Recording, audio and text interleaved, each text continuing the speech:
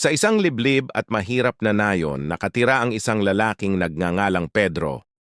Araw-araw, habang nagbubungkal ng lupa, sinasabi niya sa sarili, "Balang araw, yayaman din ako, at ang mapapangasawa ko hindi basta babae. Dapat may kotse, bahay, at sariling kawali."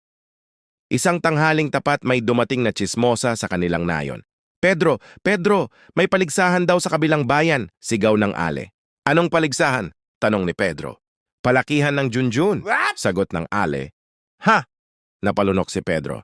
"At ang premyo, isang magandang babae, anak ng pinakamayamang lalaki sa bayan," dagdag pa ng tsismosa. Doon pa lang parang kumislap ang mga mata ni Pedro. "Ito na yun! Ito na ang sagot sa kahirapan ko!" Buong gabi siyang naghanda. Nag-ehersisyo, uminom ng sabaw ng malunggay, pati si Aling Berta, ang kapitbahay na mahilig manghula, sinabihan siya, "Pedro, magtiwala ka lang sa tubo mo." Sagot naman ni Pedro, "Oh Berta, yan lang ang puhunan ko sa buhay." Kinabukasan, dumating na ang araw ng paligsahan. Ang mga babae sabik, ang mga bading nanginginig, ang mga matatanda curious. Tatlong kalahok ang lalaban, si Juan, si Pablo, at syempre, si Pedro, ang pinakamapanganib sa lahat. Unang lumaban si Juan. Ngumiti pa sa madla, sabay sabi, "Mga kababayan, panoorin ninyo ito." Binaon niya ang tubo sa lupa at nang hinugot, putik ang lumabas.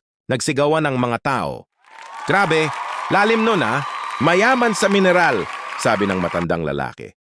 Sumunod si Pablo. Tahimik lang siya pero mayabang ang ngiti.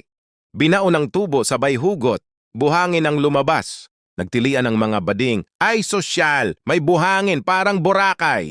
May isa pang sumigaw, "Panalo na yan, may texture pa." At huli si Pedro. Medyo kinakabahan pero todo tiwala. "Para sa pag-ibig, para sa kalderetang mayaman," sigaw niya. Binaon niya ang tubo sa lupa. Ilang segundo ang lumipas. Biglang umuga ang lupa. "Uy, ano to, Lindol?" sigaw ng host.